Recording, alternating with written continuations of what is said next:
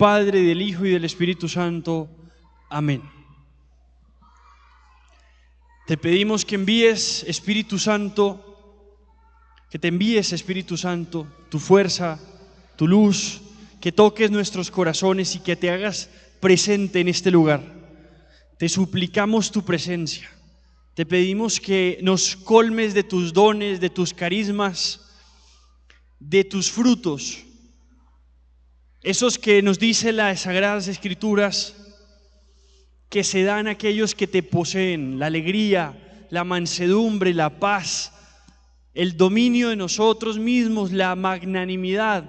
Permite, Espíritu Santo, que recibamos el privilegio de tu presencia, un privilegio que la Escritura, la Biblia, la Palabra de Dios nos ha prometido que nunca se nos niega, que nunca nosotros, bautizados, cuando te suplicamos, se nos niega. Por eso te pido, Espíritu Santo, que te hagas presente en medio de nosotros, que vengas, Señor, que vengas con mucha fuerza, que vengas y manifiestes tu santidad en medio de nosotros, que manifiestes tu gloria, que se note tu presencia en medio de nosotros.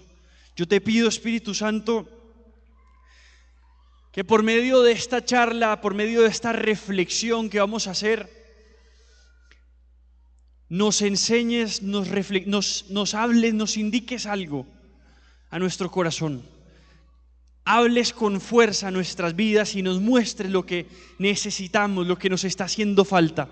Te pido, Espíritu Santo, que entregues una palabra que hoy estaba cada uno de nosotros necesitando. Y te pido, Espíritu Santo, que no sea yo quien hable, sino tú mismo quien muestres el amor, quien formes ese amor en nuestros corazones que debemos sentir, tener hacia la Santísima Virgen María, tu amada esposa. Te consagramos a ti, Virgen María, esta charla y todo lo que en ella se va a hablar, para que se realice la voluntad de Dios como se realizó en tu vida. Y te pedimos que corones nuestras vidas de santidad. Te pedimos que tu inmaculado corazón triunfe primero en nuestros corazones, que la primera corona como reina te la demos en nuestra casa, en nuestra vida, en nuestros corazones. Gloria al Padre y al Hijo y al Espíritu Santo. En nombre del Padre y del Hijo y del Espíritu Santo. Amén. ¿Quién como Dios? Y después de Dios. Buenas noches a todos. Feliz día de Nuestra Señora de Fátima, que está muy hermosamente decorada, que verdaderamente los felicito a los que hicieron la decoración porque quedó muy bonita. Quisiera iniciar diciéndoles esto, mis hermanos, que es la introducción a lo que vamos a hablar hoy. Dios te ama como eres, pero te sueña distinto. Dios te ama como eres, pero te sueña distinto, te sueña mejor, te sueña más santo, te sueña transformado, transfigurado, renovado. Y eso es importantísimo y creo que es el punto inicial de todo lo que vamos a hablar hoy. Muchas veces, y es un fenómeno, yo creo, de nuestro tiempo, que a mucha gente le dicen: no, es que Dios te ama y te quiere así como estás. Y muchas iglesias, yo he visto esto en iglesias a veces de pronto no católicas, que dicen: ven como eres. Y hoy en día se ha dañado mucho el mensaje del Evangelio diciendo: es que Dios es un Dios de amor, y porque como es un Dios de amor, entonces lo que más busca es que las personas se sientan bien como son. Y yo creo que eso es una mentalidad que se está introduciendo en muchos, incluso muchos católicos, que es dañina, que es peligrosa, que es perversa. Es el daño a la evangelización, es el daño a la conversión de las almas, a la misión de convertir almas. Y uno lo ve manifestado en muchas cosas. Por ejemplo, uno lo ve cuando se habla de la inculturación del evangelio. Y entonces se dice: no, mira, sabes que tú debes, para hablarles de Dios, para evangelizarlos, participar de esa cultura. Y está muy bien. pero lo que nos llevan es a, digamos, a afirmar y aceptar lo que el otro tenga y a no atrevernos por nada del mundo a condenar lo que eso tenga de malo. Hoy hay una cultura perversa y peligrosa que se dedica a eso. Es que Dios me va a amar así como soy, así como estoy. Y es peligroso, ¿por qué? Porque no es mentira que Dios te ama como eres, eso es cierto. Pero precisamente porque te ama, sueña que algún día seas mejor. Sueña que crezcas, sueña con que seas mejor. No te amaría Dios si te dejara como estás, porque entonces no le interesa tu bien, y por definición el amor es buscar el bien del otro. Dios te ama como eres, por supuesto, pero eso no significa que te va a dejar como eres. Le interesa sacarte del fango de donde te encuentres. Eso es una realidad. Y hay que combatir esa mentalidad moderna en la que nos dicen tú tranquilo en cómo estás, que así te ama Dios y así se encargará de comprenderte. Hay un abuso de la misericordia de Dios. Muy bien, pero entonces es importante saber que porque Dios me ama, me sueña distinto. Y aquí hay una gran pregunta entonces: ¿cómo me soñó el Señor? ¿Cuál fue el sueño de Dios para mi vida? Porque si no está todavía satisfecho con lo que llevo, pero voy en un proceso, soy una obra en construcción, eres una obra maestra, Dios está en proceso de terminar una obra maestra, pero nadie de nosotros podría decir que es una obra ya terminada. El día que digas eso, asústate, o más bien alégrate, porque está cerca tu muerte. Si es que eres una obra terminada, entonces Dios dice: ya con Él hice lo que tenía que hacer en esta tierra, ya puedes irte al cielo. Somos obras en proceso. El día de nuestra madurez total es que el Señor nos llamará al cielo. Mientras tanto, estamos en camino, no se ha terminado la obra. Y ahí está la gran pregunta entonces: ¿qué quiere Dios de mí? ¿Qué quiere Dios que yo sea? ¿Cómo soñaría Dios mi vida? Y eso es hermoso porque es la búsqueda de la identidad. Todos estamos llamados a encontrar nuestra identidad en Dios. Todos sentimos en el corazón una inquietud por saber cómo soy yo, cómo me distingo de la masa de gente, cómo puedo ser original, cómo busco la autenticidad. Y esto especialmente en muchos jóvenes. Nos sucede que pasamos por un proceso de búsqueda de originalidad, búsqueda de independencia, búsqueda de autenticidad. Y eso está bien. Depende no la búsqueda, sino dónde buscas. Está bien sentir inquietud, está bien hacer preguntas, pero depende dónde buscas. Que entre otras cosas me parece muy bonito estar acá porque me recuerda a muchos viejos tiempos. Antes se hacían, ustedes saben, los grupos de oración aquí, y muchos grupos de oración viví yo estando aquí en este lugar. Cuando eso fue hace muchos años, yo era siervo y veníamos aquí al grupo de oración. Y eso es una pregunta que uno en edades como los 20, 21, 22 se hace con mucha fuerza, pero que no se termina de hacer nunca. ¿Qué quiere Dios de mí? ¿Qué sueñas tú conmigo? Eso es interesante, poder decir yo soy. Y eso es de lo que quiero hablarles, mis hermanos. El yo soy, o sea, la capacidad de decir nuestra identidad. ¿Por qué? Porque el lema de esta velada mariana es muy bonito. El lema es: el primer amor del mundo. ¿Cierto? Decía, el primer amor del mundo. Y eso es un lema muy lindo porque se refiere, o más bien es sacado de un libro, del título de un libro, ¿cierto? Es un libro que escribió un venerable, todavía no es santo, llamado Fulton Sheen. Y él en ese libro, que se llama El primer amor del mundo, arranca ese libro hablando del sueño que tenemos todos, del ideal que tenemos todos para descubrir nuestra identidad. Dice que cada uno de nosotros tiene un amor en su interior, tiene un ideal que ama. Tiene un ideal que ama y que busca amar, y que de todo lo que se enamora, en el fondo no es que se enamore porque vio esto y le causó amor, es porque eso que vio se le parece al ideal que ella tenía y que de pronto ni sabía. Por ejemplo, él dice, es lo que sucede cuando pasa esto que llaman amor a primera vista. Él dice, no existe el amor a primera vista. Existe un primer amor que nosotros teníamos adentro, un ideal, y luego vemos a alguien y ese alguien se nos parece tanto a ese primer amor que tenemos que nos enamoramos. Y así mismo con nosotros. Nosotros la identidad que buscamos de nosotros, que buscamos construir, es un ideal que hay en nuestro corazón. Quisiéramos brillar. Ojo con eso, quisiéramos brillar, contrastar, que todos vieran el brillo que hay en nosotros. Y no tiene nada de malo eso. El Señor mismo nos llamó a ser luz del mundo.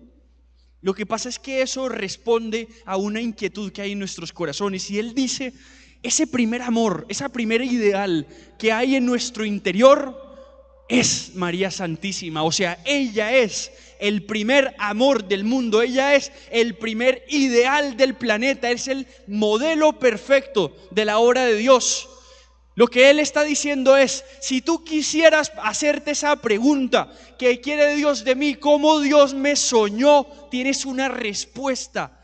La Santísima Virgen María es la respuesta. La Santísima Virgen María es lo que Dios soñó para ti. Ella es el sueño de Dios para todos.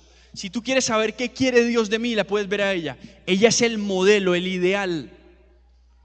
Y eso es fundamental porque ella es quizá el único ser humano en la historia que pudo afirmar su identidad perfectamente. Los demás no pudimos porque tenemos una cosa que se llama pecado. Y el pecado, por definición, es la ausencia. Es la ausencia. Mientras que la gracia de Dios o el bien es la presencia. Eso es importantísimo. Es una cosa que uno debe aprender siempre. Esto es clave en la vida. El pecado es ausencia. La gracia de Dios es presencia. Eso lo explica todo, mis hermanos. Usted quiere saber por qué una obra no avanza o no avanza mejor, por qué se detiene, por qué se trunca, por qué se obstaculiza. El pecado empieza a generar ausencia, porque todo lo que se aparta del bien deja de ser, dice Santo Tomás. Lo que se aparta del bien deja de ser. Todo aquello que se aparta de Dios empieza a dejar de ser. Somos cada vez menos lo que debimos ser. Somos cada vez menos nuestra identidad cuando nos apartamos de Dios. Entre usted más se aleje de Dios, usted podrá creer que es muy original y muy auténtico, pero en el fondo se empieza a uniformar más a este mundo. Y uno lo ve. Entre mayor maldad y mayor engaño de originalidad, en el fondo lo que hay es uniformidad. Uno se siente muy original porque se pinta el pelo de 3 colores. ¿Qué tiene de original eso? Si hay una cantidad inmensa de gente que también lo hace. Es el engaño de la diversidad. Eso es falso. En cambio, y esta es la realidad, entre más nos alejamos de Dios, seremos una caricatura de lo que Dios quiso que fuéramos. Dios te ama como eres, pero te sueña distinto, te sueña mayor, te sueña mejor. Y entonces si te alejas de Él, tú podrás justificarte, es que Dios me ama. Sí, Dios te ama, pero eres una caricatura. Dios te podrá amar y seguirás siendo imagen de Dios, pero con el pecado hay algo que se pierde, que es la semejanza. Se empieza a perder la semejanza de Dios. Imagen somos todos. Hasta el pecador más pecador del planeta no deja de ser imagen de Dios. Pero se empieza a perder la semejanza. Ya no somos tan semejantes a Dios. En la medida en que nos alejamos, eso pasa. En cambio, en la medida en la que nos acercamos a Dios, en la medida en la que recibimos la gracia, entonces ya no es ausencia sino presencia. Esto pasa con todo. Usted tiene una obra, un trabajo, un empleo, lo que usted tenga. Piense esto y va a explicarlo todo. ¿Cuánto están mis pecados obstaculizando esta obra? ¿Cuánto están mis pecados obstaculizando la misión que yo tengo de cara a Dios? Porque todo lo que tenga algo de pecado, todo lo que esté ausente de Dios, tiene la semilla de la destrucción, porque el pecado y el mal son ausencia. Cuando nos separamos de Dios se siente enseguida la ausencia de Dios. En cambio, el bien y la gracia es presencia. Cuando usted hace una obra, cuando usted prende algo, una empresa, una misión, un apostolado, su propia vida, en la medida en la que más tenga gracia, usted no necesita más nada, porque lo tiene todo. Eso va a indicar presencia, o sea, crece. Usted ve cómo hay obras estériles y hay obras fecundas. Usted podrá darle explicaciones humanas a eso las que quieras, que el método, que la estrategia, que todo eso es secundario. Revise si hay gracia o si hay pecado, y con eso va a darse cuenta de mucho más. En todo siempre sucede. Y en nuestra vida, en la realización de nuestra vida pasa lo mismo, porque la vida nuestra, el proceso es un florecer, un llegar a un fin, y hay personas que florecen mejor que otras, hay gente que cumple su fin mejor que otras. La que mejor cumplió eso fue ella. Y él dice algo precioso e interesante, Fulton Sheen, en ese libro, en el primer amor del mundo. Dice, es que en ella el plan de Dios y la ejecución del plan estaban en perfecta armonía. En ella el plan de Dios y la ejecución del plan estaban en perfecta armonía. Dios para cada uno de nosotros, para ti, tiene un diseño, tiene un plan. Haga de cuenta un mapa, ¿cierto? La partitura de una música, por ejemplo, tiene un plan, tiene algo que está escrito, una sentencia dictada. Hay un diseño para cada uno de nosotros, pero ese diseño se puede ejecutar muy mal. Y Dios no deja de amarnos por eso, pero se escucha muy feo. Dice Fulton Sheen, es que en ella partitura y melodía eran lo mismo, eran perfectas. O sea, se ejecutó plenamente ese plan que Dios trazó. Ahí está la diferencia, mis hermanos. Cada uno de nosotros tiene la opción de no ejecutar ese mensaje, de no ejecutar ese diseño, de no corresponder a ese plan. Y aquí viene algo muy hermoso. ¿Ustedes se acuerdan que nuestro Señor Jesús en el Evangelio muchas veces utiliza la palabra yo soy? Y se acuerdan que ese es el nombre de Dios, ¿se acuerdan?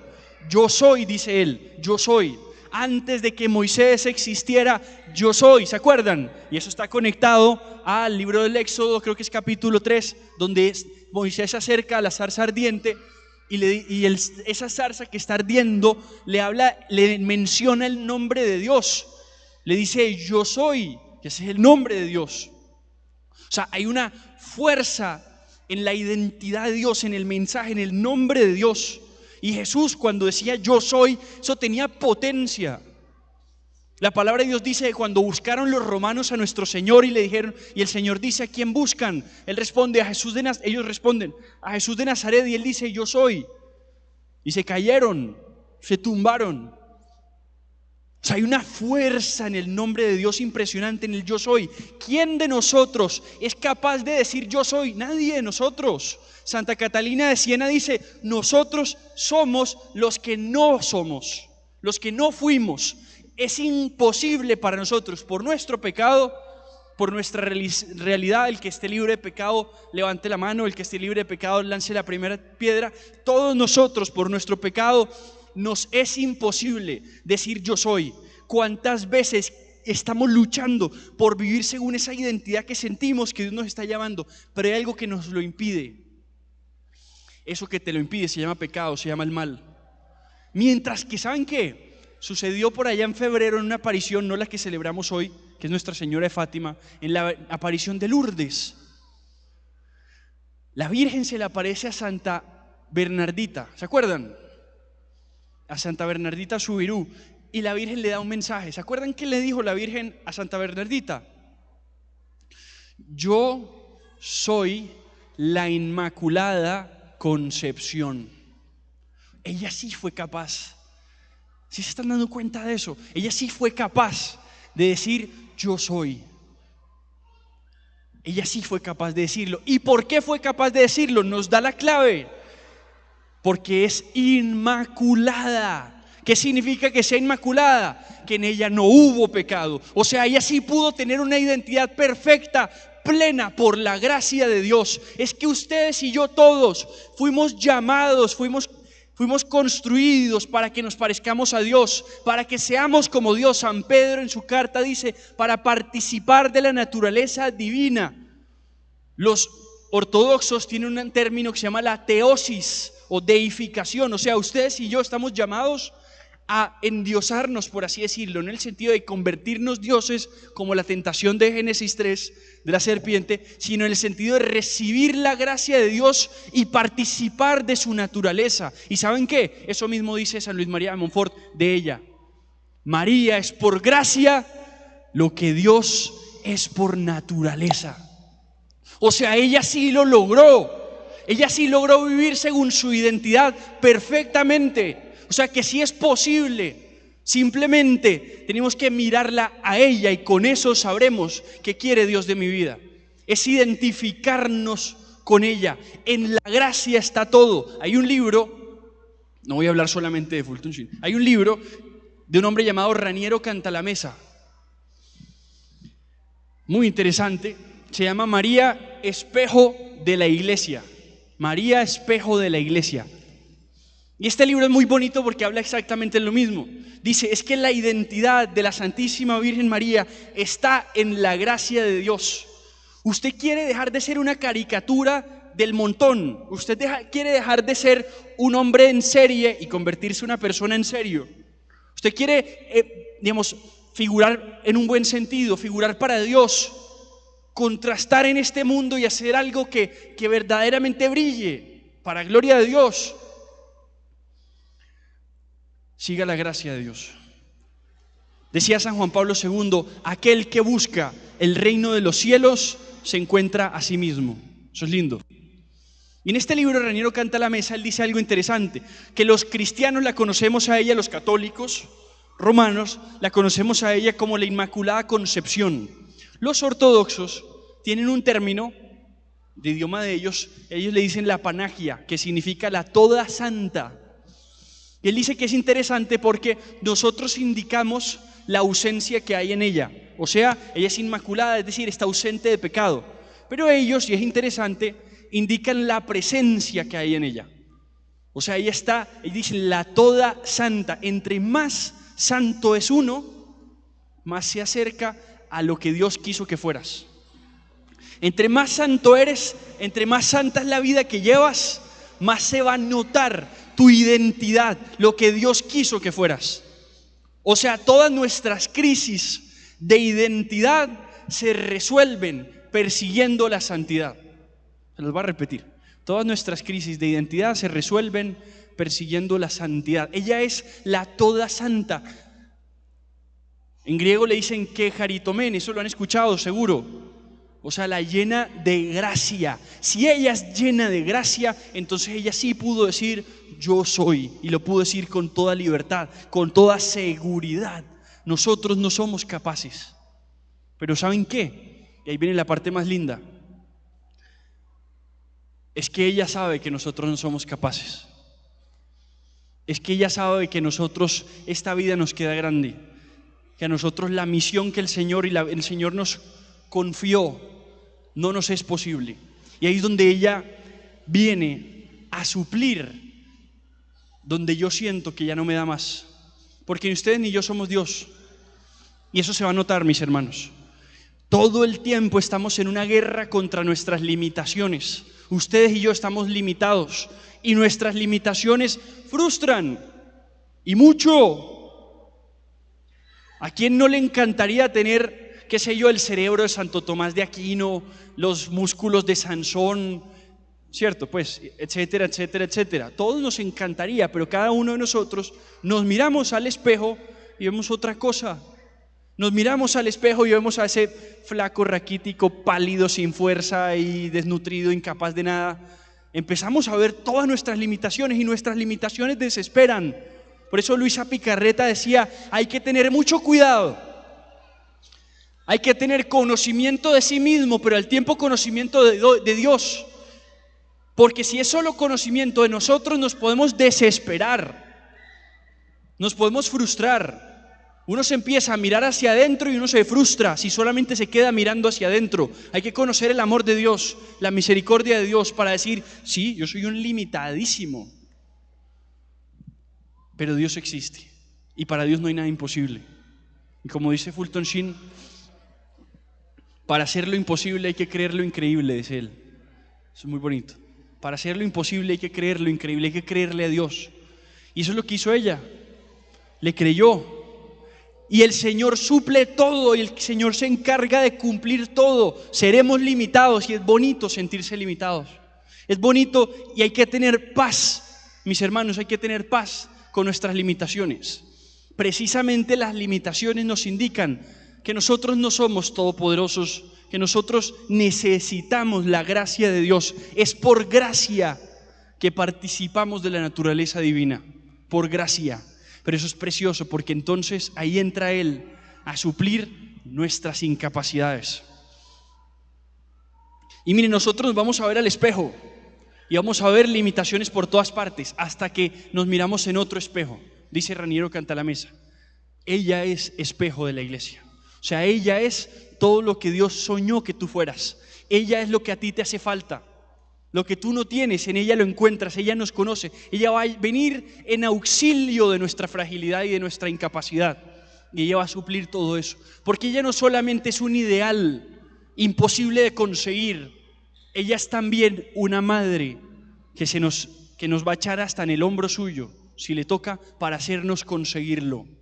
¿Quién como Dios? Ahí está la diferencia. Muchas veces, y este es el problema de nuestro tiempo, que se resignó frente al ideal porque lo vio incapaz de conseguir. Y entonces se inventó esa idea de, es que Dios me debe amar como estoy, y Dios me debe amar como soy, y aquí estoy bien.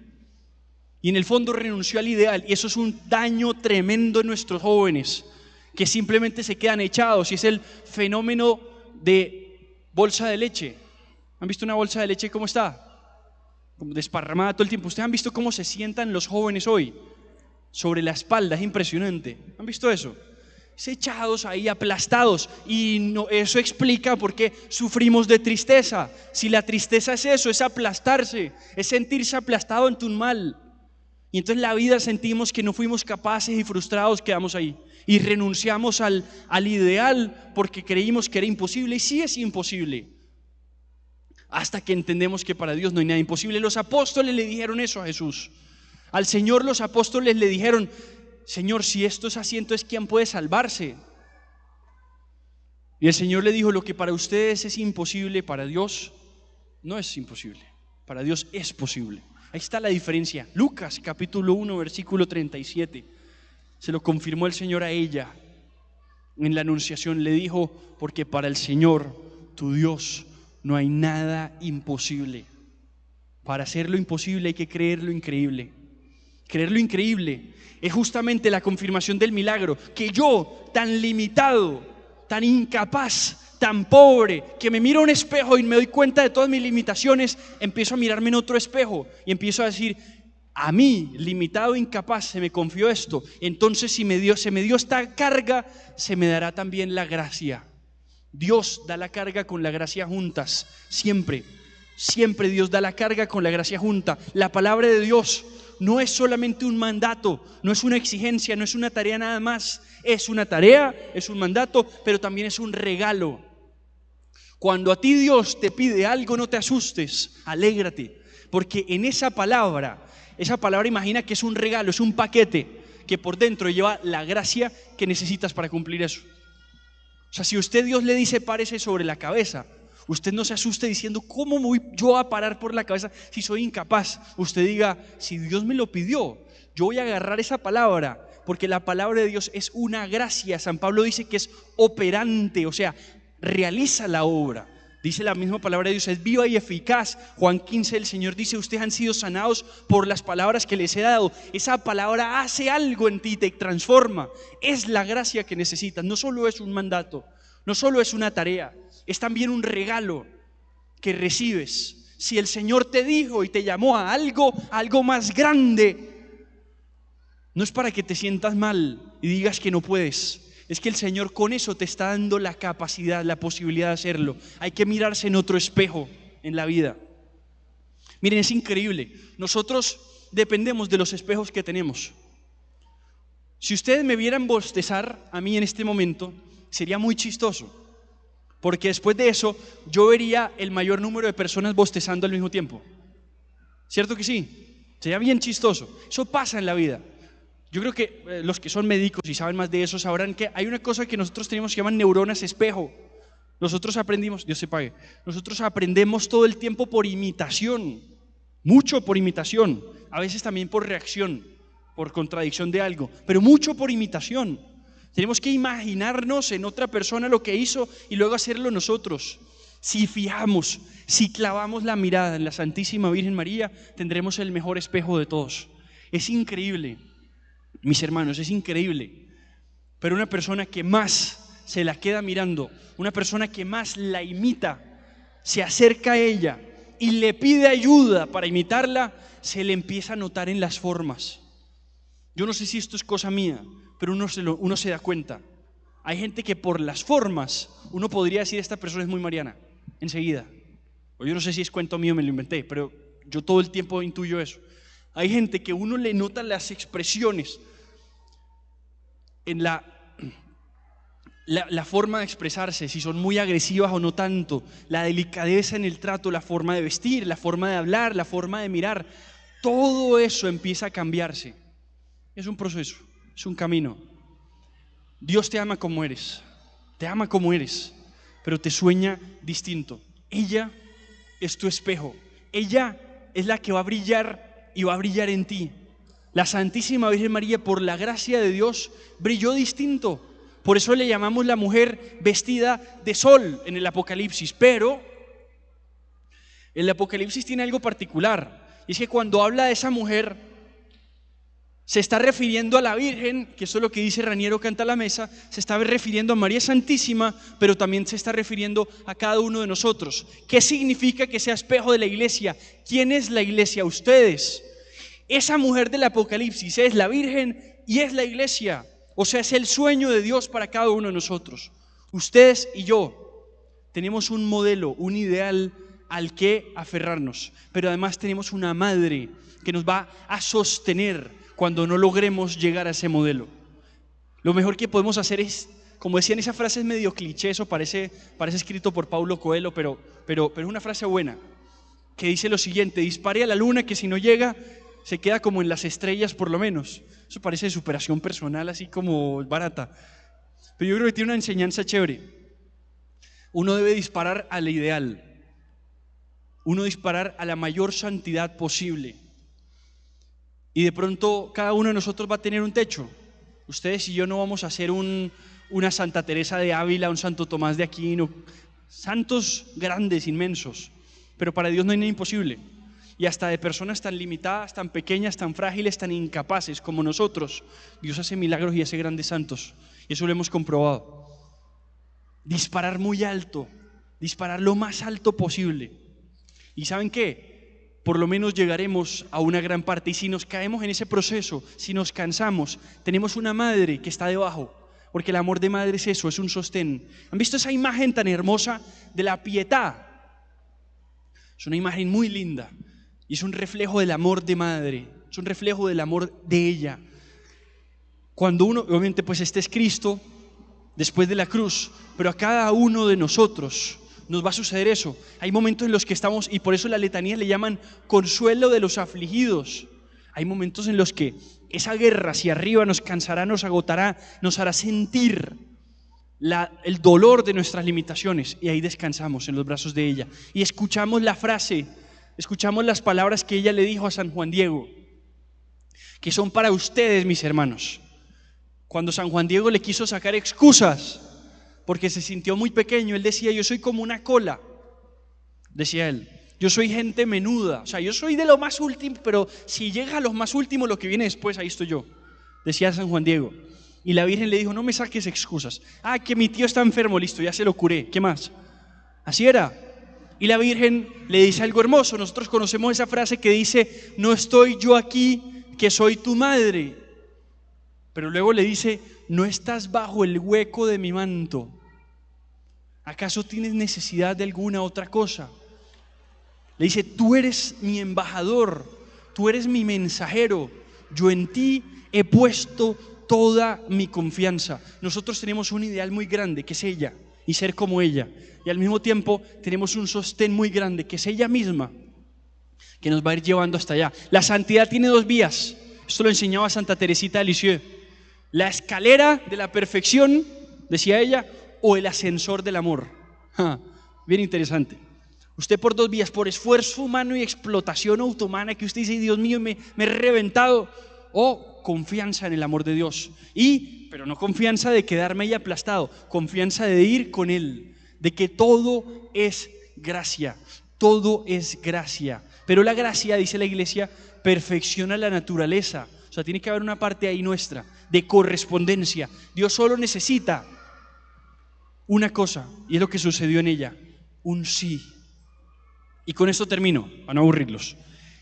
Dijimos que ella es el primer amor del mundo, o sea, es el ideal. Dijimos que ella es una madre, pero aquí viene una cosa fundamental de toda esta enseñanza. Dijimos que ella es madre del Verbo divino. Y es muy bonito, esta comunidad en sus inicios se reunía en una iglesia que se llamaba así, Madre del Verbo divino. ¿Qué significa que sea madre del Verbo divino? Que la palabra de Dios que se hizo carne, o sea, se encarnó, nuestro Señor Jesús, que es el Verbo que se hizo carne, habitó en nosotros, pero primero habitó en ella, en su vientre. Usted quiere saber cómo es el proceso, cómo es la fórmula, cómo es el camino, para cuando yo reciba, o cuando usted reciba esa palabra de Dios, cuando entiendes, por una vez entiendes, Dios me sueña distinto, Dios me sueña más grande, y Dios me sueña con ella, porque ella es la señal de toda vocación. Ella siempre indica la señal. Tu momento para salir, tu momento para arrancar, tu momento para avanzar, ella te lo va a mostrar. Pero cuando arrancas, cuando inicias, cuando recibes esa palabra, hay una forma de hacerlo. Habíamos dicho que la palabra es no solo un mandato de tienes que hacer esto, se te pide esta misión, te estoy mandando a África a evangelizar, te estoy mandando a lo que sea. Esa palabra es una tarea, es un regalo, no solamente una tarea, es un regalo, es una gracia. ¿Qué hizo ella? Esa gracia, esa palabra, ese Verbo divino, ella lo dejó encarnarse en su vientre. Y ahí está la fórmula maestra. Mi hermano, mi hermana, cuando usted se sienta incapaz, y aquí esto es lo que significa imitar. Imitar es copiar sin ninguna vergüenza. Que no les dé vergüenza copiar a la Santísima Virgen María. Ella tiene una fórmula que hizo, no tenemos que inventar más nada. He aquí la esclava del Señor, ojo con esto, hágase en mí según tu palabra.